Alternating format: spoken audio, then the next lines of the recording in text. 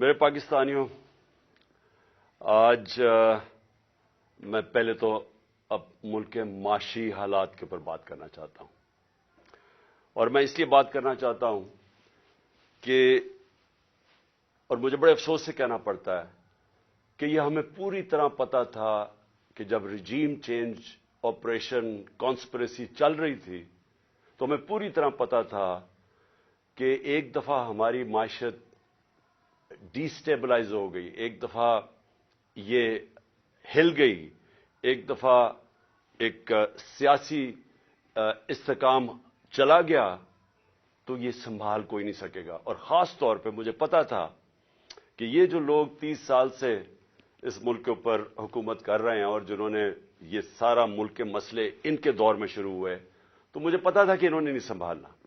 تو میں نے اپنی طرف سے پوری جو نیوٹرلز تھے ان کو پوری طرح میں نے آگاہ کیا، اور میں نے پھر سے میں بار بار یہ چیز اس لیے کہتا ہوں کیونکہ یہ ہمیں پتا تھا یہ ہونا ہے۔ اور شوکت ترین کو بھی جو فائنانس منسٹر تھے انہوں نے بھی پوری طرح سمجھانے کی کوشش کی کہ یہ نہیں سنبھلے گی، اور یہ بڑا مشکل سے ہم سنبھال کے بیٹھے ہوئے۔ اور کیوں مشکل تھی میں یہ بھی آپ کو بتا دوں مشکل کیوں تھی۔ اسے کہتے ہیں کموڈٹی سپر سائیکل۔ اس کا مطلب ہے کہ ساری دنیا میں جو انرجی پرائسز ہیں، بجلی، تیل، پٹرول، کوئلہ، یہ ساری دنیا کے اندر ایک دم اوپر چلے گئے۔ کرونا کے بعد جو کہ ایک سپلائی سائڈ کے اندر ڈسرپشن دنیا میں آئی، یعنی جو اس سے نیٹ ورکس ٹوٹے کیونکہ کرونا میں لاک ڈاؤن شروع ہو گئے، تو اس سے جو سب سے بڑا نقصان ہوا کہ جب سپلائیز ٹوٹی انرجی پروڈکٹس کی تو قیمتیں اوپر چلی گئی۔ تو ہم جب آخری دن ہمارے حکومتوں میں تھے تو جو تیل تھا وہ 110 سے 115 ڈالر پہ چلا گیا پر بیرل۔ آج بھی اوپر بھی گیا، 70-75 سے لے کے آج 85 پہ ہے۔ تو جب ہم تھے تو جب تیل اوپر جاتا ہے تو سب کچھ اوپر چلا جاتا ہے، اور پھر جس طرح میں نے کہا کہ باقی بھی جو کوئلہ اور گیس یہ سب اوپر چلے گئے۔ تو ہمارے لیے مشکل تھا بڑا، کیونکہ ہم بڑا بیلنس کر رہے تھے کہ ایک طرف لوگوں کو بھی مہنگائی سے بچائیں، لیکن امپورٹڈ انفلیشن آ رہی تھی باہر سے، جو بھی چیزیں باہر سے آ رہی تھیں۔ اب گھی، وہ پام آئل اوپر چلا گیا تو گھی کی بھی قیمتیں، دالیں اوپر چلی گئیں، تو ہم بڑی مشکلوں سے بیلنس کر رہے تھے۔ تو اس لیے ہم نے اپنی پوری کوشش کی بتانے کے لیے کہ دیکھیں اگر آپ نے اس وقت یہ سازش کو کامیاب ہونے دیا تو یہ سنبھلے گی نہیں۔ تو آج مجھے بڑا افسوس سے کہنا پڑتا ہے کہ ہم اب ادھر چلے گئے ہیں کہ میں نہیں کہہ رہا، یہ معیشت کے ایکسپرٹ سے آپ پاکستان میں پوچھ لیں، بلکہ باہر بھی جو مضمون لکھے جا رہے ہیں پاکستان پہ، فائنینشیل ٹائمز میں ابھی پاکستان کے اوپر مضمون آیا ہے، سارے اب ایک بڑا خوفناک اور خطرناک پاکستان کی ایک پکچر بتا رہے ہیں کہ ہم جا کدھر رہے ہیں۔ اب میں صرف آپ کو بتانا چاہتا ہوں کہ 2 دنوں میں 33 روپیہ گرا ہے ڈالر کے مقابلے میں، اور ان کے 9 مہینے میں 84 روپیہ گرا ہے ڈالر کے مقابلے میں۔ یہ کیوں گرا ہے؟ پہلے یہ سمجھیں کہ روپیہ کیوں گر رہا ہے۔ روپیہ اس لیے گرا ہے کہ ہماری تاریخ میں سب سے خطرناک سٹیج پہ ہمارے فورن کرنسی ریزروز پہنچ گئے ہیں۔ آج ہمارے جو فورن کرنسی ریزروز ہیں وہ 3.6 ارب ڈالر ہے۔ میں صرف آپ کو موازنے کے لیے ہندوستان کے بتانا چاہتا ہوں کہ ان کے میرے خیال میں 600 ارب ڈالر سے زیادہ ریزروز ہیں، تو ہمارے آج 3.6 ڈالر پہ ریزروز آ گئے۔ میں صرف آپ کو بتانا چاہوں کہ جب یہ نو کانفیڈنس کا یہ موشن داخل کروائی گئی تھی اسمبلی میں، اس وقت ہمارے ریزروز 16.4 ارب ڈالر تھے۔ ہم جب گورنمنٹ میں آئے تھے تو وہ 8 اور 9 ارب ڈالر کے بیچ میں تھے۔ ہم نے ان کو ادھر سے اٹھا کے تو 16.4 ارب ڈالر پہ ہمارے ریزروز تھے جب نو کانفیڈنس دائر ہوا یہ سازش کے تحت۔ تو جب جب ادھر سے 16.4 سے آج پہنچ گئے 3.6 پہ. اس سے کیا ہوا؟ روپے پہ پریشر پڑنا شروع ہو گیا اور روپیہ گرنا شروع ہو گیا. تو یہ میں آج آپ کو بتاؤں کہ ہمارے دور میں یہ بار بار کہتے تھے تباہی کر دی ہم نے، مہنگائی کی تباہی کر دی. اس کے مہنگائی کے اوپر میں بعد میں آتا ہوں، لیکن روپیہ گر رہا ہے. اور بڑی وہ اسحاق ڈار وہاں سے سٹیٹمنٹس دیتا تھا لنڈن میں جدھر فرار ہوا تھا کہ میں نے یہ ڈالر کر دی اور میں یہ کر دوں گا، اور آپ کو پتہ ہے آتے ساتھ بھی اس نے پھر بڑھ کے ماری. تو وہ جو 84 روپیہ گرا ہے ہمارا ڈالر کے مقابلے میں صرف 9 مہینے میں. اب اس کا اثرات کیا ہے؟ سب سے پہلے تو اس کے اثرات یہ ہیں کہ جو پاکستان میں رہنے والے ہیں، جن کا جینا مرنا پاکستان میں، جن کے روپے میں کماتے ہیں، جو تنخواہ دار ہیں اس ملک کے اندر، ان کے اوپر اب کیا اثر ہوا کہ اگر ان کے بینک میں پیسے پڑے ہوئے تھے تو ایک دم ان کے روپے کی قیمت گرنی شروع ہو گئی. یعنی جو روپیہ خریدتا تھا اس میں اب وہ کم چیزیں خرید سکے گا. لیکن جن کے پیسے باہر لنڈن میں اور آف شور اکاؤنٹس میں ڈالرز میں پڑے ہوئے ہیں، جنہوں نے بڑی محنت سے چوری کر کے پیسہ ملک سے باہر لے کے گئے ہیں، ان کی دولت میں اضافہ ہو رہا ہے. پاکستانیوں کی دولت میں کمی ہو رہی ہے، ان کی دولت اوپر جا رہی ہے. اور اس لیے میں ایک چیز بار بار کہتا ہوں، اور میں آج آپ سب کو یہ کہنا چاہتا ہوں، میری قوم غور سے میری بات سن لے. کبھی کسی پارٹی کو ووٹ نہ دو جس کی لیڈرشپ کے پیسے ملک سے باہر پڑے. کیوں؟ کیونکہ اب ان کو کیا فرق پڑ رہا ہے؟ مجھے بتائیں، جو اس وقت ملک کے اوپر مسلط ہے یہ زرداری اور شریف خاندان، ان کو کیا نقصان ہو رہا ہے؟ ان کے تو پیسے باہر پڑے ہیں. ان کے تو ہر یہاں سے جو پیسہ چوری کرتے تھے ہنڈی والے سے باہر ڈالرز میں، اور جب منگوانا ہو تو پھر کسی پاپڑ والے اور چینی والے کے نام پہ منگوا لیا فیک اکاؤنٹس پہ، اور وہی زرداری نے کیا فیک اکاؤنٹس میں. یہ تو پیسہ اپنا باہر بھیج دیتے ہیں. لانچوں میں ان کے ڈالرز باہر جاتے ہیں، جہاز جاتا تھا تو دبئی جاتا تھا یا باہر چلے جاتے تھے پیسے. ان کے تو باہر پیسے پڑے ہیں. تو اثر کس کو ہو رہا ہے؟ اثر ہماری طرح کے لوگ جو اپنا سب کچھ بیچ کے، جنہوں نے باہر کمائی کی تھی. میں نے جب لنڈن کا اپنا فلیٹ بیچا تھا تو میں جب اپنا روپے میں وہ پاؤنڈز کو روپے میں لے کے آیا تھا تو 90 روپے کا ایک پاؤنڈ تھا. آج 300 روپے کا پاؤنڈ ہے. تو ہم اس سے کیا ہوتا ہے؟ لوگ کیوں پاکستان میں پیسہ لے کے آئیں؟ لوگ باہر رکھیں. کیوں بیرون ملک پاکستانی اب پاکستان میں پیسہ لے کے آئیں؟ کیوں پاکستان میں سرمایہ کاری کریں جب روپیہ گرتا جا رہا ہے؟ وہ ڈالرز میں رکھیں تو ان کو نفع ہونا شروع ہو جاتا ہے. اس کے بہت دور کے نقصانات ہیں پاکستان کو. لیکن میں اب ذرا آپ کو اپنی قوم کو صرف بتانا چاہتا ہوں کہ آپ کے اوپر اب میں خاص طور پہ پاکستان کے تنخواہ دار طبقے سے بات کر رہا ہوں. جو بھی مزدور ہے، دہاڑی دار ہے، پولیس والے ہیں، فوجی ہیں، بیوروکریٹس ہیں، جو تنخواہ پہ گزارا کرتے ہیں، آج آپ سب غور سے سن لیں کہ یہ رجیم چینج کے بعد آپ کے اوپر اب کیا اثرات اس کے آنے والے ہیں. پٹرول جب ہم تھے، میں پھر سے یاد کرا دوں کہ انٹرنیشنل مارکیٹ میں تیل اس وقت $110 کے ارد گرد جا رہا تھا، تھوڑا اوپر تھوڑا نیچے. آج ابھی اوپر گیا ہے انٹرنیشنل مارکیٹ میں تیل، ابھی بھی وہ $85 کے قریب ہے. یہ $75 تک آ چکا تھا. لیکن ہمارے وقت پہ کتنا لیٹر بک رہا تھا پٹرول اور ڈیزل؟ 150 روپے لیٹر ہمارے دور میں پٹرول تھا اور 145 روپے ڈیزل بک رہا تھا. آج جو پٹرول اور ڈیزل ہے وہ جب یہ روپیہ گرے گا تو روپے کی گرنے سے یہ اوپر چلا جائے گی اس کی قیمت. تو یہ اس کی قیمت اگر ٹیکسز مزید اور نہ لگائے گئے، 50 روپے لیٹر پٹرول اور 50 روپے لیٹر ڈیزل اوپر جائے گا یہ جو روپیہ گرا ہے. اس کے علاوہ میں چاہتا ہوں ذرا یہ رام سی چیزیں سنیں آپ، کیونکہ آپ کو پتا ہونا چاہیے کہ آج ہم کھڑے کدھر ہیں. اور یہ جب میں کہتا جا رہا تھا کہ ان کو نہ بلکہ الیکشنز کروا دو، وہ بہتر تھا بجائے کہ یہ لوگ پھر آئیں اور یہ جو صرف ان کا تو مقصد اپنی چوری، اپنے کرپشن کیسز ختم کرنے تھے اور وہ کر لیے انہوں نے. تو یہ عوام کے لیے تو آئے نہیں تھے. عوام کو تو یہ اب جو چھوڑ کے گئے ہیں اب آپ کے سامنے. جب ہم تھے، ہم چھوڑ کے گئے تھے تو 12% تھی مہنگائی، انفلیشن، جس کو سی پی آئی کہتے ہیں. کنزیومر پرائس انڈیکس اس وقت 12% تھی. آج وہ 35% پہ جائے گی. یہ جو اب روپیہ گرا ہے اس سے اب یہ جائے گی 35% کے اوپر.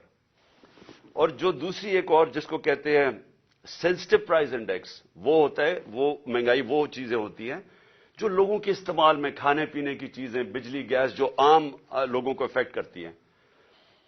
وہ ہمارے دور میں ہم 16 روپے چھوڑ کے گئے تھے. اور یہ یاد رکھیں تب قیمتیں سب سے اوپر تھیں ساری. یہ جو گھی کی امپورٹس تھیں، یہ ایڈیبل آئل، یہ سب سے اوپر تھا. تو ہم اس پیک کے اوپر تھے تو تب وہ 16% تھی. یہ اب جائے گی 45 سے 50%. یعنی پاکستان کی تاریخ کے اندر یہ سب سے زیادہ مہنگائی ہوگی.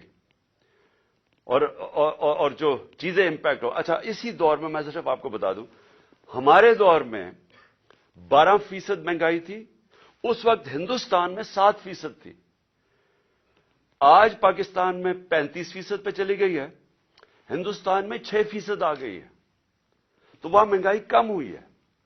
کیوں مہنگائی کم ہوئی ہے؟ کیونکہ انٹرنیشنل یہ جو کموڈیٹی سپر سائیکل ہے، قیمتیں نیچے آ گئی ہیں. تو وہاں 7 سے 6% آ گئی ہے، ہمارا 12 سے 35% پہ گئی ہے. تو سارے جو تنخواہ دار طبقے ہیں، آپ سوچ لیں کہ جب 35% مہنگائی ہوگی، آ گئی. مشکل وقت تھا ہمارے دور میں بھی، کرونا کا، انٹرنیشنل جو امپورٹڈ انفلیشن تھی اس کے ہمارے کنٹرول میں نہیں تھی. تو تب وہ سارے اوپر تھے. تو اب تو وہ نیچے آ رہے ہیں، لیکن پاکستان کے اندر آج مہنگائی بڑھتی جا رہی ہے. اور پھر سے جو تنخواہ دار طبقہ ہے وہ سب سے زیادہ اس سے متاثر ہوگا. جو میں عام آدمی کی اب بات کرتا ہوں، میں باقی لمبی چیزوں کے اوپر نہیں جاتا، لیکن میں صرف ایک عام آدمی جس کی بنیادی ضروریات آٹا ہے. ایک عام گھرانہ ہے، جو ہم نے اندازہ لگایا ہے کہ ایک عام گھر ہے، اس کے اوپر جو اب آٹے کا خرچہ آئے گا، کیونکہ ہمارے دور میں آٹا تھا، آٹا گیا ہمارا 60 روپے اور آج وہ گیا 150 روپے پہ. یعنی تقریباً 2.5 گنا سے بھی تھوڑا زیادہ. تو آٹا جو عام لوگ، ایک ہم نے اندازہ لگایا اب 18,000 روپیہ صرف ایک گھر صرف روٹی لینے پہ خرچ کرے گا. تو کمائی صرف جائے گی ان کی، جو بھی پیسہ کمائیں گے 18,000 روپے ادھر. جو عام آدمی استعمال کرتا ہے پیاز، ہمارے دور میں 44 روپے کلو تھا، آج وہ چلا گیا 230 روپے کلو. تو اگر روٹی آ بھی گئی تو اس کے لیے پیاز کے لیے آپ کے سامنے، اور مرغی دگنی ہو گئی. اب بجلی پہ آ جائیں. دیکھیں بجلی جو ہے نا، یہ آپ سمجھ جائیں کہ یہ اب آ گئی. جو بجلی کے بل ہیں، لوگ پہلے سے شور مچا رہے تھے، ہمارے دور میں بھی لوگ شور مچا رہے تھے، کیونکہ بجلی سب کو افیکٹ کرتی ہے. تو ہمارے 16 روپے یونٹ بجلی تھی تب، آج 36 روپے یونٹ ہے. لیکن اب اس کے یہ جو روپے گرنے کے بعد یہ پہنچ جائے گی، اس میں 8 روپے یونٹ مزید اضافہ ہوگا.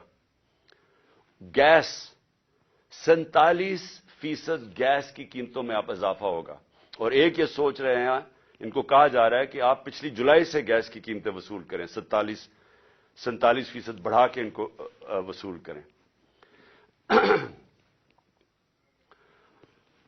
اس کا امپیکٹ عام لوگوں کو تو میں نے بتا دیا آپ کے اوپر کیا ہوگا، لیکن میں اب آپ کو بتاؤں کہ اس کا امپیکٹ پوری معیشت کے اوپر کیا ہوگا.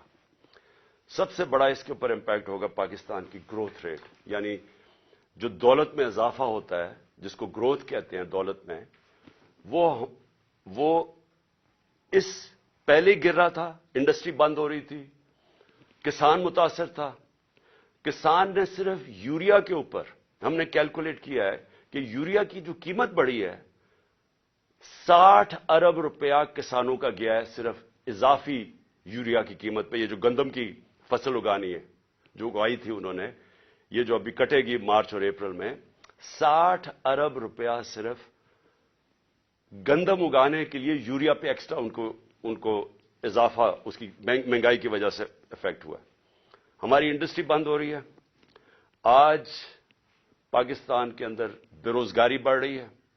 बेरोजगारी इसलिए बढ़ रही है कि इंडस्ट्रीज, एक्सपोर्ट इंडस्ट्री, वो सारी मुतासर हो रही हैं।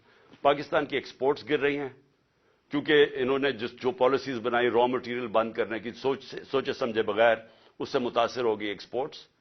रेमिटेंसेज जो बाहर से डॉलर्स आ रहे थे वो कम हो गए क्योंकि इतना बड़ा गैप हो गया था उसमें। एक तो वजह इन्होंने इसलिए कम किया, इसलिए इन्होंने ये रुपए को गिराया। ये है जी, मैं सिर्फ बाकी चीजों पे आने लगा हूं, लेकिन ये है पाकिस्तान की इकोनॉमिक सर्वे। ये हर साल गवर्नमेंट जो मायशत के ऊपर एक डॉक्यूमेंट बनाती है, मई के अंदर ये डॉक्यूमेंट पब्लिश हुई है, यानी कि इस हुकूमत ने ये डॉक्यूमेंट बनाई है, इकोनॉमिक सर्वे। ये जरा इकोनॉमिक सर्वे आप खोल के देख लें, इसमें आपको जो चीजें नजर आएंगी कि अप्रैल में पाकिस्तान मार्च अप्रैल में किधर खड़ा था। आपको हैरत होगी कि इस सब के कोरोना के बावजूद 2 साल कोरोना, इंटरनेशनल प्राइसेस सबसे ज्यादा ऊपर, जो जिसको मैं बार बार कहता हूं energy prices, commodity super cycle, वो सबसे ज्यादा। उसके बावजूद इस रिपोर्ट में पाकिस्तान की चौथे साल में 6% ग्रोथ रेट हुई, 6% पाकिस्तान की इकोनॉमी बढ़ी। आज ये जो मैं आपको बता रहा हूं, ये 0 से भी नीचे चली जाएगी, ये मनफी में चली जाएगी ग्रोथ रेट। अभी जिस तरह इंडस्ट्री बंद हो रही है, जिस तरह किसान मुतासर हो रहा है, जिस तरह हमारी सर्विसेज इंपैक्ट हो रही है, सारी बिजनेस स्लो डाउन है, तो ये तो अब बिल्कुल नीचे चली जाएगी। इसका क्या इंपैक्ट पड़ेगा रोजगार के ऊपर? हमारी एक नौजवान आबादी है। मुझे बड़ा फख्र था कि हमारे दौर में 18 लाख नौकरियां हम हर साल मजीद बढ़ाते थे, और हमने अपने 3 साल में 55 लाख नौकरियां बढ़ाई। मैं फिर से कहता हूं, ये कोरोना का दौर था, जब लॉकडाउन के दौर था, उसमें हमने 55 लाख नौकरियां बढ़ाई। अभी सिर्फ टेक्सटाइल वालों से पूछ लो, बाकी चीजें छोड़े, सिर्फ टेक्सटाइल इंडस्ट्री से पूछ लो कि उनको कितना नुकसान हुआ है, उनकी कितनी ज्यादा बेरोजगार हुए हैं सिर्फ टेक्सटाइल वर्कर्स। हमारे दौर में टेक्सटाइल इंडस्ट्रीज को वर्कर्स नहीं मिलते थे, मजदूर नहीं मिलते थे। आज ये हालात है, आप फैसलाबाद जाके देख ले तो आपको नजर आ जाएगा कि किस तरह की बेरोजगारी है और मजीद आगे आ रही है। ये जो इसी में सर्वे में हमारी जो लार्ज स्केल मैन्युफैक्चरिंग है, तकरीबन 12% थी। ये 17 साल के बाद हमारी इंडस्ट्री भी ऊपर गई, हमारी ज़राअत भी ऊपर गए, हमारी सर्विसेज इंडस्ट्रीज भी ऊपर गई। रिकॉर्ड टैक्स कलेक्शन हुई। हमारे जो जिस रेट पे हमारा टैक्स बढ़ रहा था, ये भी रिकॉर्ड था पाकिस्तान में, 6000, ये इसमें सब कुछ है, 6000 अरब रुपए से ऊपर हमारा टैक्स कलेक्शन हो गए। तो हर चीज जब ऊपर जा रही थी, जब ये चेंज आया। अब मैं इसकी जरा आपको अगली चीज बताता हूं कि अब हम मुल्क जा किस तरफ रहा है। मैं इसलिए ये कहना चाहता हूं कि मुझे अब सबसे पहले तो खौफ आ रहा है कि जब मैंने पहले बात की थी कि ये जब मायशत नीचे चली जाएगी और इनके होते नीचे जाएगी, क्योंकि इसहाक डार जब 99 में जब छोड़ के गया था मायशत, तो तब भी वो लाइफ सपोर्ट मशीन पे थी, और इसके बाद 2018 में भी वो बुरी तरह छोड़ के गया था, एक्सपोर्ट्स में कोई इजाफा नहीं था। और अब आके उसने वहां ले गया है कि पाकिस्तान की नेशनल सिक्योरिटी को खतरा है। मैं इसलिए ये कह रहा हूं कि जिन लोगों ने अब बेल आउट करना है पाकिस्तान को, इसमें से जो निकालेंगे, जो हम अब उनसे भीख मांगेंगे, क्योंकि हमारी आमदनी की अब तो है ही नहीं। जिधर से हमने डॉलर कमाने थे वो तो नीचे जा रहे हैं, रेमिटेंसेस, और अगर एक्सपोर्ट्स नीचे जा रही है तो हमारे तो डॉलर कम हो रहे हैं अब। तो अब हमने किसी से हाथ फैला के जो भी मदद मांगेंगे, ये याद रखें कि वो एक कीमत मांगेंगे। खुदा ना खास्ता वो उस तरफ ना जाएं जो अब श्रीलंका को उन्होंने कहा है कि 50% अपनी फौज कम करो। مصر کو بھی IMF نے کہا کہ اپنے فوج کے خرچے کم کرو. تو جو بھی آپ بیل آؤٹ کرے گا وہ آپ کنڈیشنز دے گا. تو پہلی تو کنڈیشنز میں نے آپ کو بتا دی کہ ابھی انہوں نے مزید اور ٹیکسز لگانے ہیں کیونکہ ہماری ٹیکس کلیکشن گر گئی ہے. 400 ارب روپے کے ٹیکسز لگانے ہیں تو وہ بھی مہنگائی پیدا کرے گا. انہوں نے یہ جو پٹرول اور ڈیزل اور بجلی کی قیمتیں بڑھانی ہیں تو وہ اور مہنگائی کرے گا. تو عام آدمی کو سارا کچھ افیکٹ کرے گا. لیکن سب سے زیادہ کہ یہ ملک ایک بڑا خواب پاکستان، اس کی سیکیورٹی کی ہر اس پاکستانی کو فکر ہے جس کا جینا مرنا اس ملک میں. وہ لوگ جن کا سٹیک پاکستان میں نہیں ہے ان کو اس کی فکر نہیں ہے. ان کو تو باہر بیٹھے ہوئے ہیں، جب مشکل آتی ہے باہر چلے جاتے ہیں. مسئلہ یہاں پاکستان کے لوگوں کو ہے اور یہ میرا سب سے پہلے میں آپ کو بتاؤں کہ میرا یہ خطرہ ہے. دوسرا مجھے جو خوف آ رہا ہے وہ یہ کہ جن لوگوں نے، اور یہ چند لوگ تھے جنہوں نے یہ رجیم چینج کے اندر پوری سازش کر کے گرائی تھی گورنمنٹ، مجھے خوف ہی آ رہا ہے کہ انہوں نے کوئی یہ پچھلے 8 مہینے میں کوئی سبق نہیں سیکھا. بجائے یہ جلدی ریئلائز کرتے کہ یہ غلطی ہو گئی ہے. اور یہ غلطی ٹھیک کرنے کا تو صرف ایک ہی طریقہ تھا جو میں پہلے دن سے کہہ رہا تھا جب ہماری گورنمنٹ گرائی، کہ صاف اور شفاف الیکشن کروا دیں. اس کے علاوہ تو کوئی دوسرا طریقہ نہیں تھا. بجائے اس طرف جانے کے مزید اور پاکستان کو دلدل میں ہم نیچے جاتا جا رہا ہے. کیسے ہو یہ رہا ہے کہ عوام کے خوف سے کہ عوام نے اب سوال پوچھنے ہیں. اب سارے تنخواہ دار طبقہ، مزدور، کسان سب اب سوال پوچھیں گے کہ یہ جو آپ سازش کے تحت ان لوگوں کو اوپر لے کے آئے تھے کون ذمہ دار تھے اس کے؟ قوم سوال پوچھے گی. تو اس کے منہ بند کرنے کے لیے اب ساری حرکتیں ہو رہی ہیں. بجائے یہ کہ وہ قوم کو فیصلہ کرنے دے کون کس کو وہ لانا چاہتے ہیں، ایک جمہوری طریقے سے، ایک صاف الیکشن سے وہ قوم الیکٹ کر لے وہ لوگوں کو جس کو بھی وہ لے کے آئے، اور وہ اس کو مینڈیٹ دے کہ ہمیں اب اس مشکل وقت سے نکالیں. الٹا دوسری طرف نکل گئے ہیں.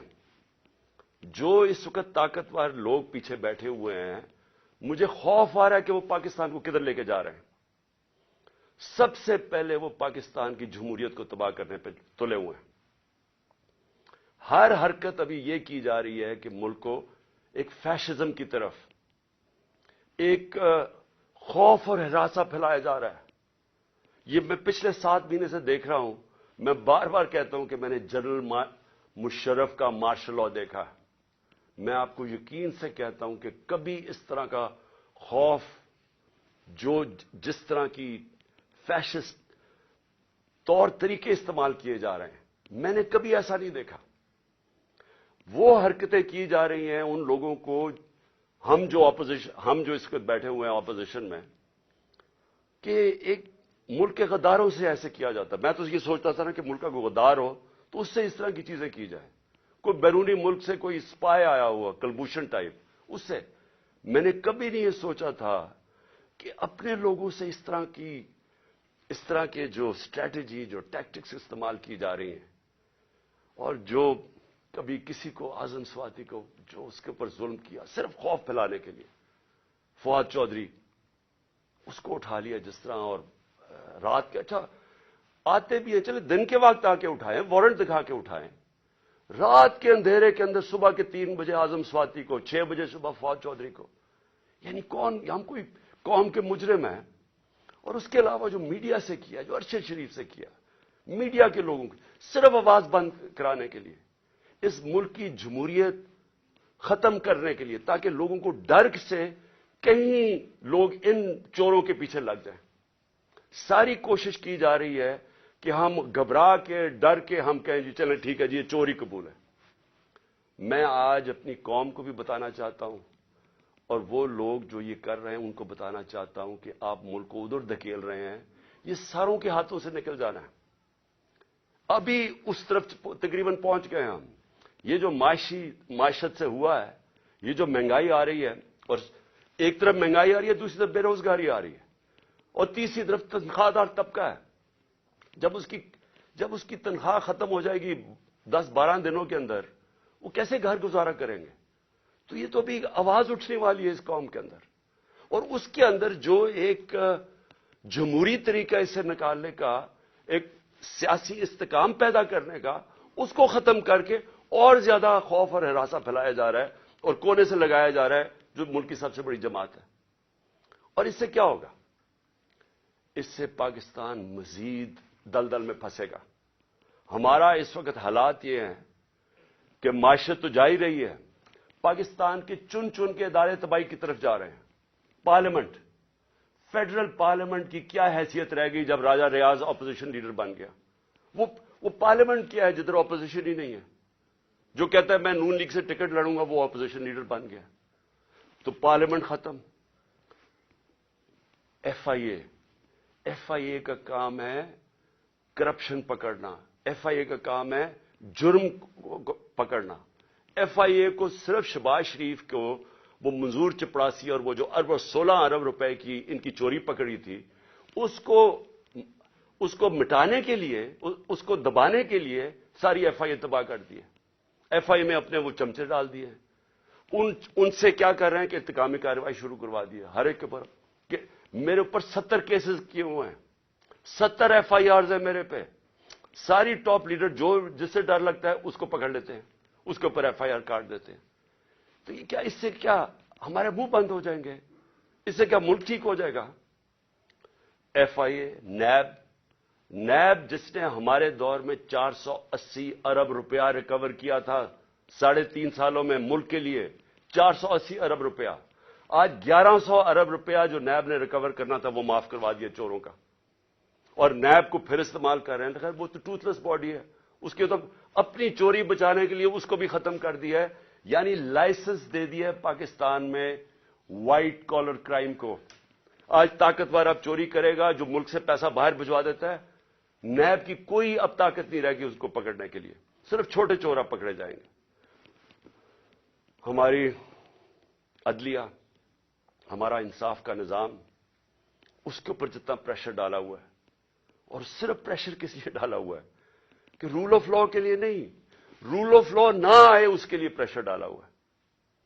اور ہمارے سامنے ابھی یہ جو کیئر ٹیکر گورنمنٹ بنی ہے، میں اس کے اوپر آنا چاہتا ہوں کہ پہلے تو قوم کو سمجھ آنی چاہیے کہ کیئر ٹیکر گورنمنٹ کا مطلب ہی ہوتا ہے نیوٹرل امپائر. یہ لے کے کیئر ٹیکر گورنمنٹ اس لیے آئے تھے کہ کسی کو یہ خوف تھا کہ جی جو سٹنگ پارٹی الیکشن کروائے گی وہ صاف اور شفاف الیکشن نہیں کروائے گی، اور اس لیے کیئر ٹیکر گورنمنٹ کا آئیڈیا آیا. لیکن میرا پوائنٹ یہ ہے کہ کیا یہ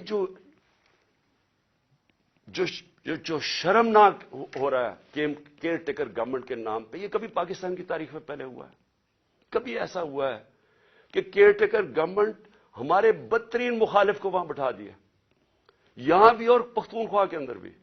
وہ بھی جب آپ کیبنٹ دیکھیں تو اس کا تحریک انصاف، سارے جو اینٹی تحریک انصاف ہے وہ وہاں کیبنٹ میں آ گیا، اور یہاں اس کو بٹھا دیا اور آتے ساتھ ہی کارروائیاں شروع کر دی ہیں جو فواد چودھری سے کی ہیں، اور باقیوں کے اوپر اب ایف آئی آرز بنا رہے ہیں.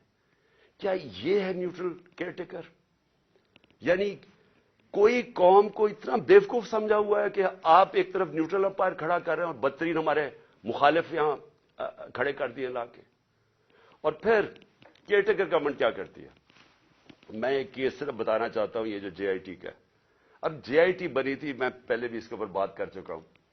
یہ بنی تھی جو میرے اوپر حملہ ہوا، جو مجھے قتل کرنے کی طاقتور لوگوں نے جو سازش کی، اور جو میں ابھی بھی میری ٹانگ اس سے ریکور کر رہی ہے، میری ہڈی پوری طرح نہیں ابھی تک جڑی.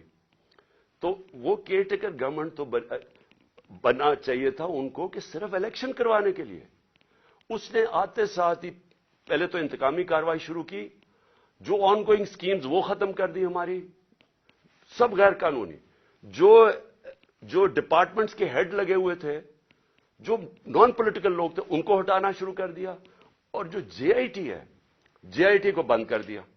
اب پروونشل جے آئی ٹی نے فائنڈنگز کی ہوئی تھی کہ ایک نہیں تھا، 3 شوٹر تھے. 2 جو ڈی پی او گجرات تھا اور جو سی ٹی ڈی کا ایس ایس پی تھا، ان دونوں نے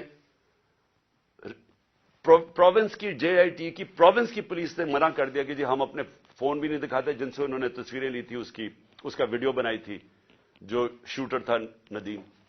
اور جب انہوں نے یہ ثابت کر دیا 3 شوٹر ہیں، تو وہ ساری جو پورا بنایا ہوا تھا طاقتور لوگوں نے بیانیاں، وہ ختم ہو گیا.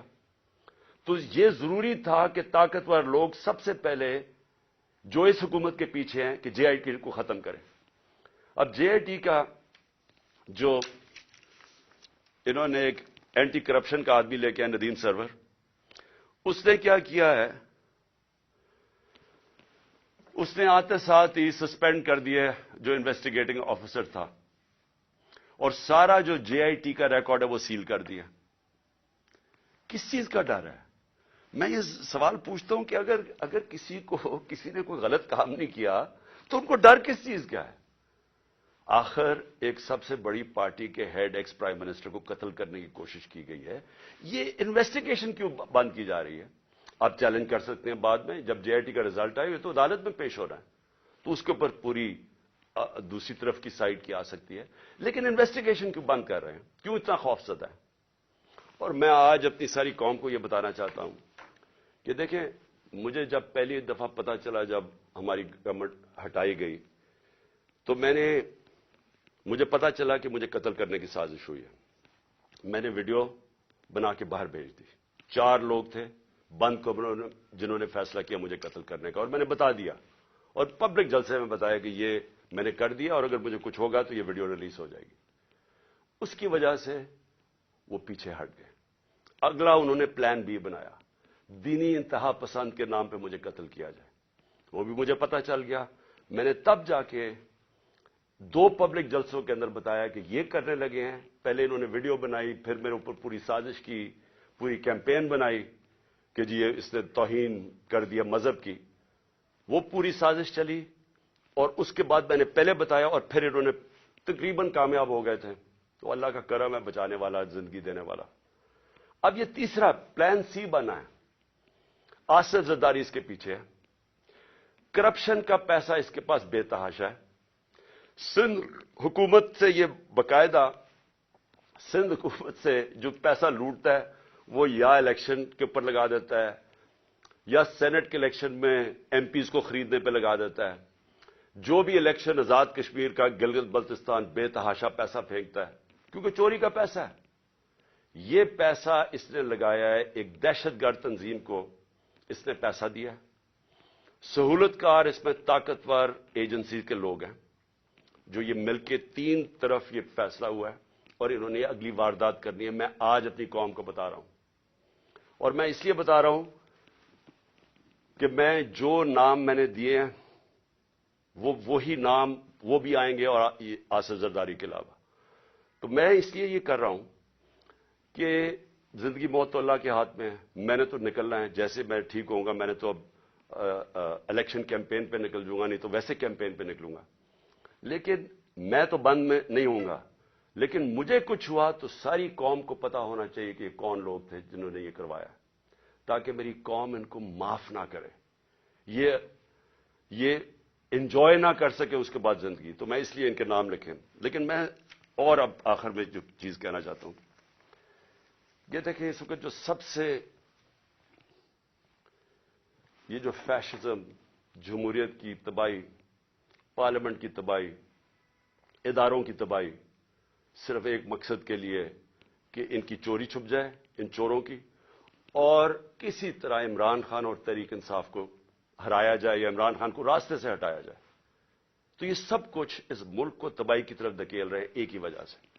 خوف یہ ہے کہ کہیں پتہ نہ چل جائے کہ جو اصل سازش کی، جن لوگوں نے یہ جو سب کچھ کیا ہے، وہ اس کو بچانے کے لیے اب یہ ساری ایک غلطی کر کے بجائے وہ غلطی ٹھیک کریں، مزید اور غلطیاں ہوتی جا رہی ہیں. میں جو آخر میں اپنی عدلیہ سے اور اپنی عوام سے 2 چیزیں کہنا چاہتا ہوں. اپنی عدلیہ سے، ساری قوم آپ کی طرف دیکھ رہی ہے. یہ پاکستان کے ڈیفائننگ مومنٹس ہیں. یہ وہ ایک قوم کی تاریخ میں فیصلہ کن وقت آ جاتا ہے جب ہر کوئی بے نقاب ہو جاتا ہے. یہ 8-9 مہینے کے اندر بہت لوگ بے نقاب ہوئے ہیں. وہ لوگ جو صحافت میں تھے، جو اداروں میں بیٹھے ہوئے تھے، سیاستدان، سب بے نقاب ہو گئے. سب سے پہلے تو یہ شکر ہے قوم کو پتہ چل گیا کہ اسحاق ڈار اور شہباز شریف وہ پنجاب سپیڈ اصل میں کیا تھی وہ اشتہاروں میں تھی، اور اسحاق ڈار کتنا بڑا جینیس وہ سب کو پتا چل گیا. لیکن اس وقت یہ عدلیہ کا بہت بڑا امتحان ہے.